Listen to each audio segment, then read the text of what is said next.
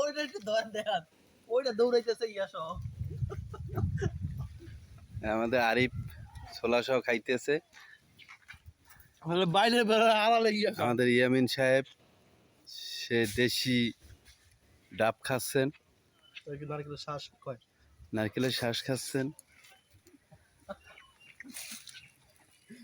এই আমাদের বীর পুরুষ সাইফুল ইসলাম, যার বাড়ি কাজিরহাট থানার রতনপুর এলাকায়। সে রতনপুর এলাকায় হ্যাঁ বর্তমানে বিদেশ থাকেন, এই যে বিদেশি প্রবাসী বলেন ইউরোপ, ইউরোপ কান্ট্রিতে থাকেন। 2 দিন আগে কক্সবাজার থেকে ভাবিকে নিয়ে আসছে আরিফ সাহেব। আমাদের এর বাড়ি ফেনী। বরিশালের জিনিস খাইয়ে খুব মজা পায়।